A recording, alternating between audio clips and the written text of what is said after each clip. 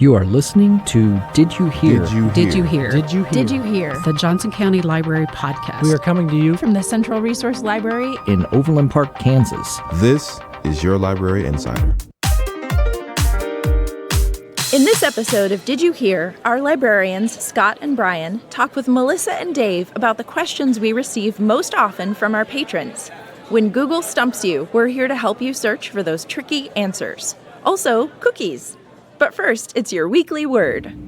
Gruntled, pleased, satisfied, and contented. Hello, and welcome to Did You Hear, the podcast of the Johnson County Library. I'm Melissa Horak-Hearn, a civic engagement librarian at the Central Resource Library, and I'm here with two of my colleagues to talk about how we answer your questions. Guys, how about we introduce ourselves, say what we do here at the library, and what our favorite cookie is? Favorite cookie. Well, I'll go first, Scott. Please. This is Brian Vole. I am the local arts librarian here at the Johnson County Library. My favorite cookie has got to be, I'm going to have to go with peanut butter. Off the top of my head, that's Solid. the best I can do. Classic choice. Give me a good peanut butter cookie, and I'm a happy man. Mm-hmm. Right on. Cool. What about you, homie? My name's Scott. I'm a Taurus information specialist at the Central Resource Library. It's a toss-up between chocolate chip and snickerdoodle, man. I can get down on a snickerdoodle, fresh out of the oven, doughy in the middle, but a little crunchy around the edges. Good to know in case I need any favors from you guys in the future. Yeah. But you know what we're really here to talk about, not cookies, is how we answer questions from our patrons here at Johnson County Library. Cool. And by the way, I'm here too. Oh, hi, Dave. I didn't realize that you were truly here. Yeah, I'm playing your co-host today. Oh, all right. And making sure that the levels of all the microphones are A-OK. Okay. They're a little wonky today. Yeah. But you're not. Why don't you introduce yourself to the people? Dave Carson, the co-host of the show, along with Melissa. And I'll go ahead and tell you my favorite cookie, and then I'll shut up. I would love to hear your favorite cookie. You can't beat a white chocolate macadamia nut cookie. Mm-hmm. Mm-hmm. Oh, that's good stuff. All very solid choices. What about you? What's your favorite cookie?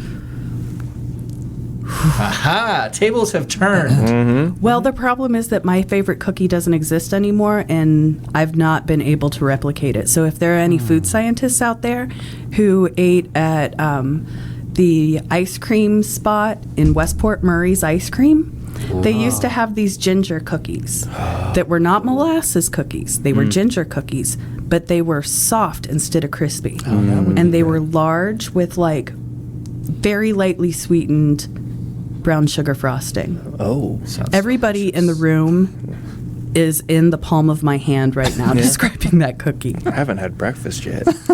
R.I.P. Murray's. R.I.P. But again, we're here to discuss how we answer questions. Or are we here to talk about cookies? We got strange from the Central Resource Library. We have our friends at the Upper Crust Pie Shop. I don't know if you've been there. Oh my goodness! They have a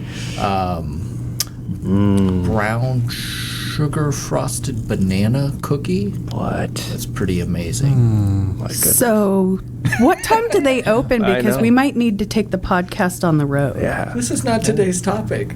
This is not today's topic at all, but this is some pretty compelling podcasting right Brainstorming. here. Now, questions about cookies. We Ooh. definitely Nice segue. could get questions about cookies. We certainly that could. falls under the umbrella of questions that we answer. So if we were to get a question about cookies, where do you buy cookies? How do you make cookies? We handle that. We do that. How would you handle that? Like, what kind of resources would you take a look at? Well, it depends on what the exact nature of the question. So if somebody wants to, say, bake cookies, we've got plenty of books on baking and cookies and all different kinds of cookie-related topics. Your mind could go wild on that one. And also, if the question is, well, what local establishments sell the best cookies? So that is something that we could answer as well. That would probably entail doing a Google search on cookies, bakeries in Johnson County, Kansas City area, that kind of thing. But that's in our wheelhouse. And you bring up a good point with the checking out Google for information, particularly when it comes to things that are a matter of taste or that are judgment calls. Because I know that we don't want to put our personal stamp or bias on any of the information that we provide to our patrons. So it's important that if somebody calls and says, what's the closest great cookie to Corinth Library, we would be able to look that up and kind of take ourselves out of the equation to find the information for the patron. Do you find that to be true, Scott? I do. Yeah. I think it's easier not to endorse anything. I think we're not even necessarily translators. I used to think that way, that the Dewey Decimal System is like, what is this? 600, but it's a biography, blah, blah, blah. So I used to think that I was just sort of translating the library for people. And now I tend to think that a lot of people are very self-sufficient and have a pretty good idea of what they're looking for. And if they get hung up on something, we're just there to sort of not even help them as much as just be as encouragement, especially when they come into the library. It's like, well, I've been looking for this bakery, and it used to be called Penny Annie's Bakery, but it was there when I was a kid, and blah, blah, blah. I'm like, well, let's try this. And then we can try different resources at the county, or maybe, there's phone books that we have here that we can reference. So it kind of can take a circuitous route. And those questions, and we have gotten questions like that before. Like, there was a business 20 years ago on such and such a street, and I want to find out more about that business, like what happened to it, something along that line. And so that entails using our regional reference collection, our local history section, and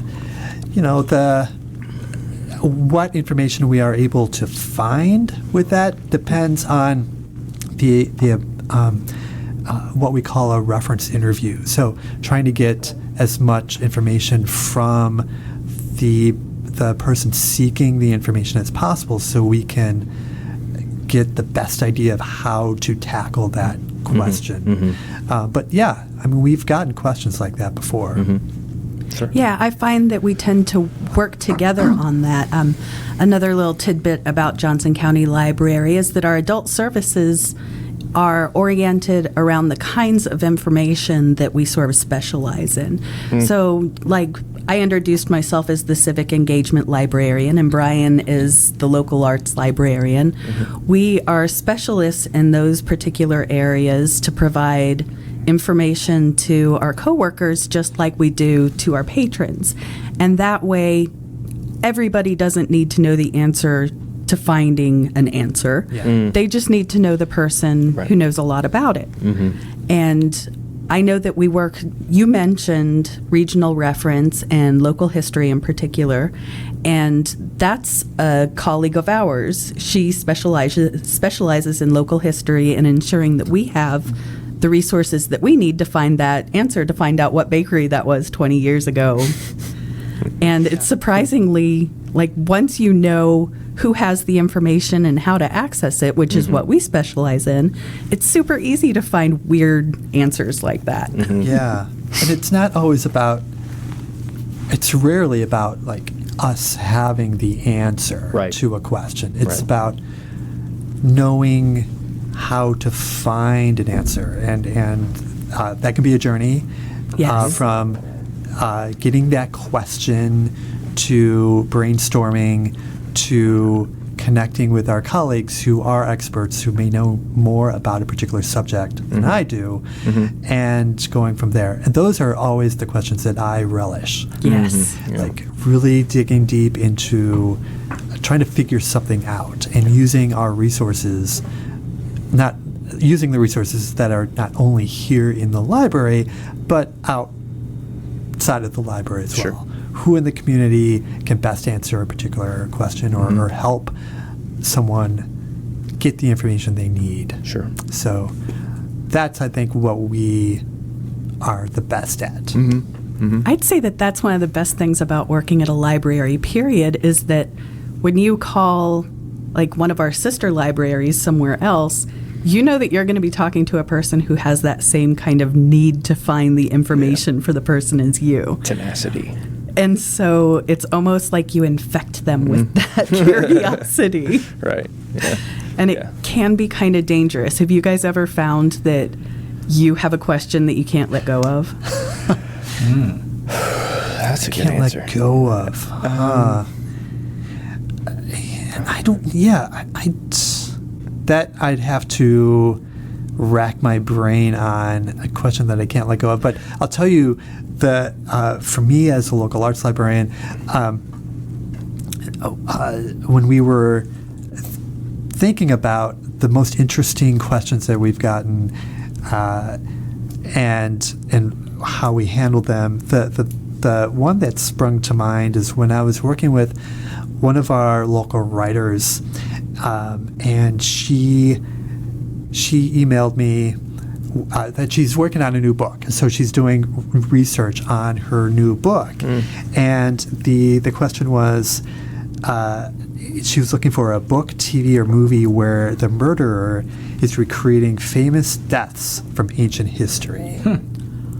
I remember you talking about this one. I had no clue, but that was where we have a network of staff who know a lot about fiction and about characters and plot lines, and so I threw that question out to the hive mind here at the library and got really helpful responses. And so when I compiled the responses and sent them to that local author, she was ecstatic because it mentioned everything that she was looking for: a book, TVs, and movies that had, if maybe not that exact query, something that was useful for her for writing her book.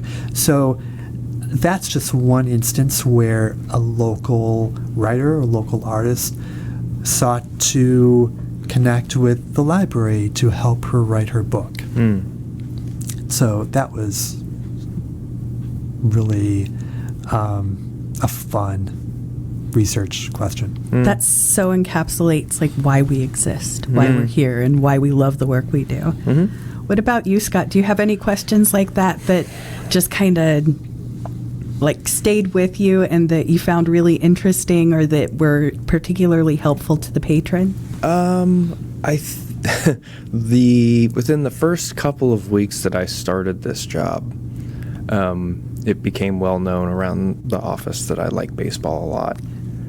And coincidentally enough, somebody called our telephone reference line with like a really dense baseball question. Ooh, what was it? That's the problem, is that it was so many years ago. It had something to do with like the number of pitchers at some point who had 2,000 innings pitched and a certain number of strikeouts or something like that. And there were a couple other little different caveats, and I can't remember them all, but it was like I all of a sudden started going back to the message board nerds that I knew, years ago when I first started following baseball pretty closely. And I was like, does anybody have this information? And blah, blah, blah. And it was just sort of fun because I think that's when I first felt like, oh, I think I can do this job. Because for a while I was kind of intimidated by, moving up. We were talking one of the previous episodes about moving between departments and the different kinds of work. But, the familiarity, but also like, I do want to know about this thing, or when technology questions happen out on the desk, it's like somebody's trying to format a picture or something, and it's like, I know there's a solution for this. I know people do this. I know if we just look and tweak it and click around, and because that I don't know that much, but I'm at least willing to be with somebody while they work on it. So You mentioned the desk, so there are a lot of different ways that your questions come in. Right. And we have what we call answers. And so you might be on the desk fielding questions, and most of those desks are they have signage that say questions. That's the place to ask your question. Right. But also online and then by phone. Those are the different ways. Do you find that providing answers for patrons through these different means all have kind of a flavor of their own? Yeah. Absolutely. And how? Yes. I prefer to help people in person. Now, I know that that's not always possible. Sure. Because for a variety of reasons. But when you can work with somebody in person and really get to the heart of what they're looking for, that's so much easier to do in person.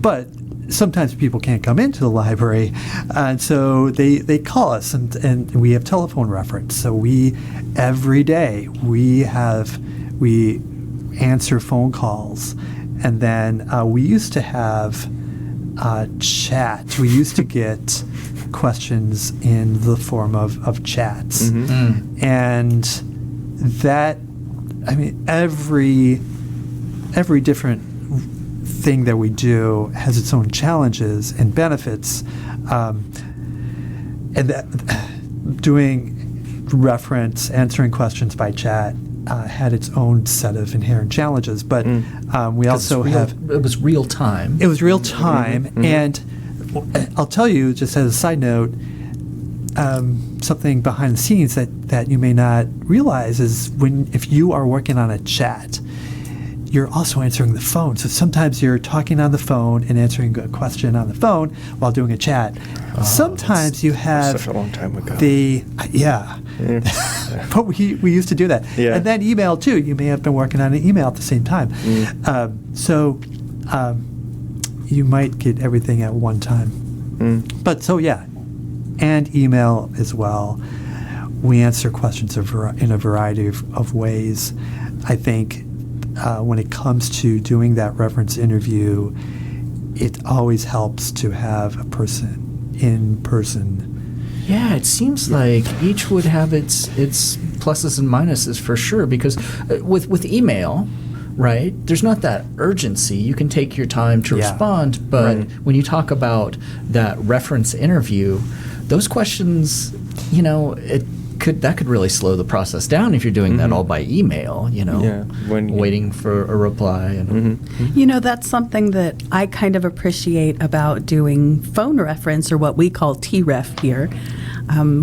We tend to split that up into 2-hour shifts during the day, because it can get pretty intense sometimes how busy, and we get call after call, and then we'll hit a lull and kind of be able to catch our breath. But it forces you to really intently listen to not only what a person is saying, but some of the things that they aren't saying. Like, if somebody sounds hesitant in asking their question, then maybe you need to be a little gentler with how you probe with your questions, and you definitely can't get that over email. You don't get tone at all, of course.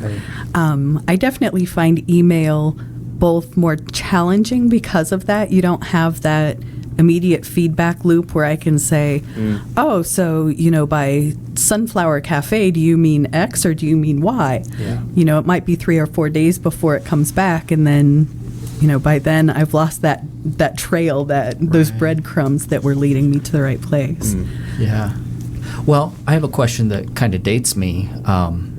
Do you all know how T-Ref was handled before the internet?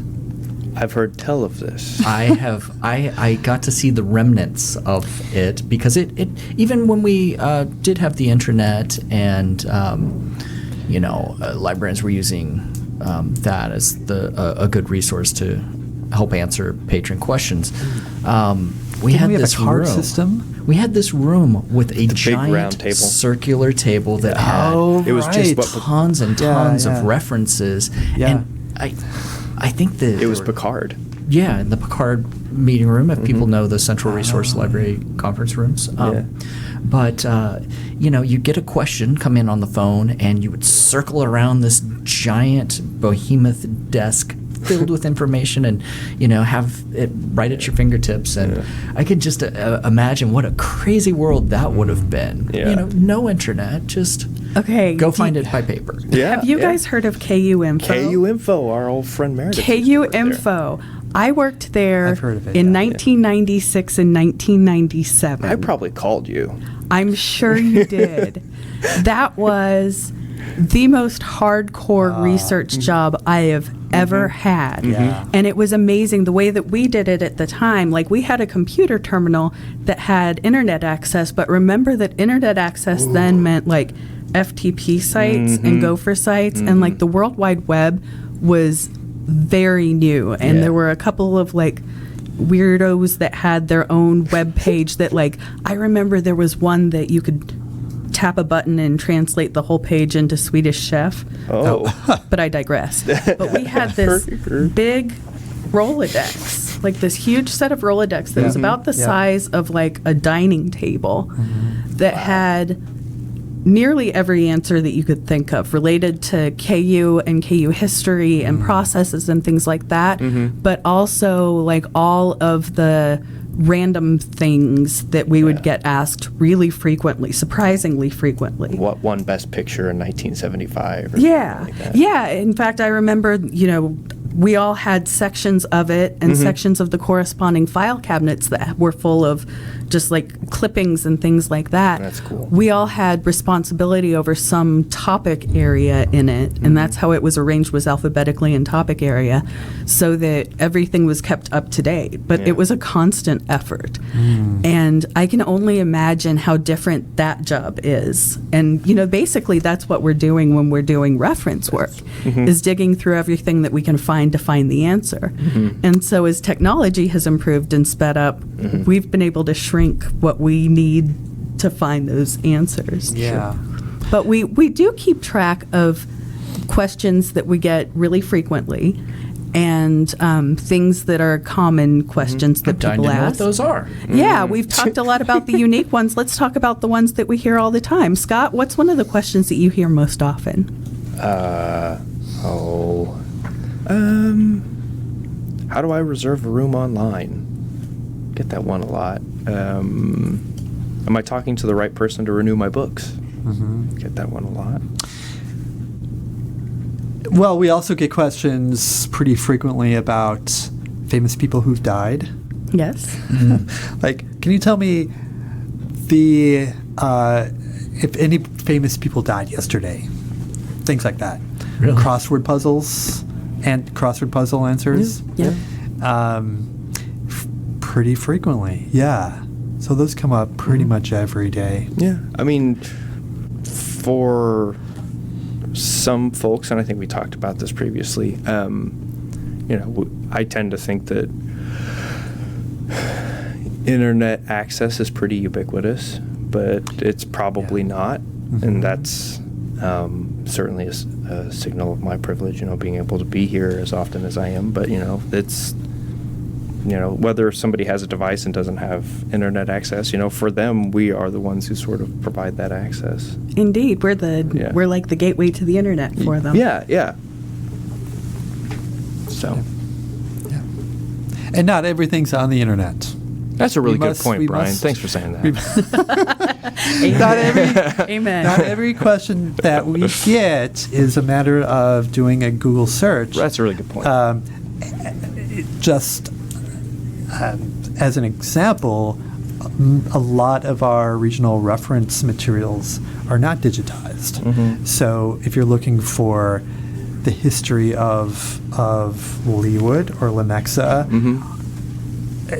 a lot of that information is not findable online. And if you're doing research, if you're a real estate agent and you're doing research on a particular community, you can't just Google that. You could try, and you might get something, but one of the real treasures of our collection is the fact that we have collected Johnson County demographic information, regional, other kinds of information that's unique and specific to Johnson County. So, and we know that it's reliable and accurate. Yes. That's one of the other drawbacks to just throwing anything out to Google is that you've really got to know how to curate good information from bad. And not only are we trained to find that info, but we're trained to evaluate it in a flash and be able to determine how we need to balance it, or how we need to keep looking or tailor our searches so that we find good, accurate, reliable information instead of just info. Yeah. What's the tool that you use most often in answering reference questions, Scott? And it can be like a database, or it can be a collection. I guess I use the Reference USA database a lot. I was just thinking about Reference USA. Yeah, I mean, That is the one resource where, when I introduce that to people who may not be aware of its existence, Right. that it tends to blow their minds. They're like, So oh, describe that. What, Yeah. Yeah, tell us a little what's bit about involved it. with that? Well, Reference USA is a database. It's multifaceted, but one of the best things that it can be used for is, say you are starting a new business and you want information about who in a certain zip code or a collection of zip codes is also involved in that business or doing something similar. You're starting a pizza establishment and you want a list of all of the pizza establishments in a certain zip code. That's just one example. You can pull that up on Reference USA, and there are multiple ways that you can refine that search and tailor it to exactly what you need. So it's very helpful for businesses, for small businesses, that kind of thing. Reference USA can also be used as a white pages resource, and we do that as well. So somebody wants a phone number. It can be challenging because cell phone numbers aren't included in that database.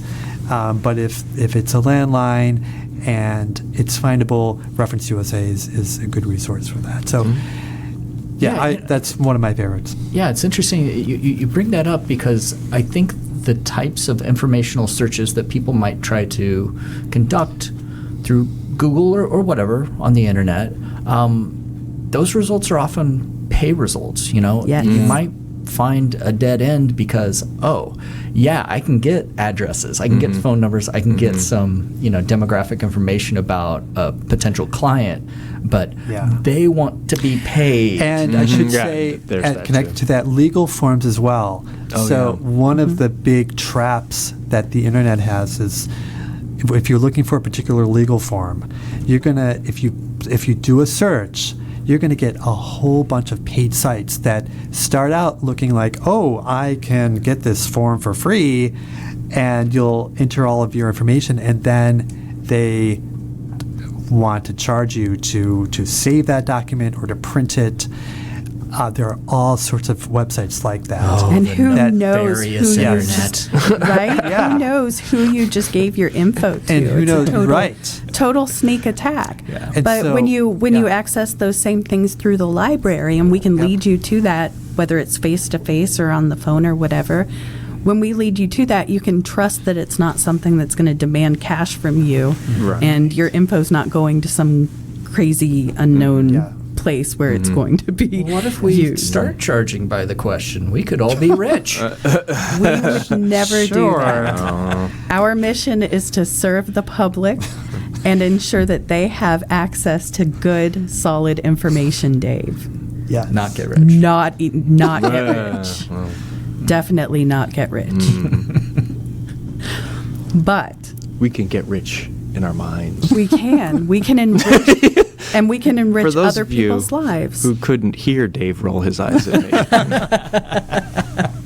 Because whether it be a recipe for cookies or who died in 1967, or how many pizza places are there on Quivira in Shawnee, we can find you the answer, right, guys? We can do it. Yeah. Cookies. Yeah. I think that we're going to need to wrap this up and go get some cookies now. Yeah. Well, Scott, Bryan, Dave, this has been a great conversation. Been a hoot. Thanks for coming in today, guys. Thanks for having us. And thanks for listening. And thanks for asking. Bye-bye. Bye-bye.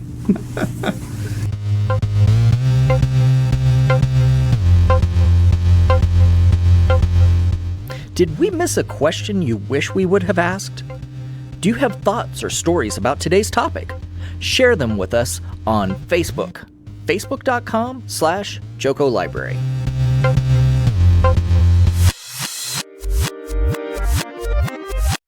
And now, our writer's quote of the day. Hi, this is Nate Gerard. I'm a youth services librarian at the Monticello branch. My quote is from Neil Gaiman in Sandman, and it is, "Sometimes you wake up, sometimes the fall kills you, and sometimes when you fall, you fly." Thank you. We leave you with sounds from one of our locations. It's your audio minute we call Library Zen.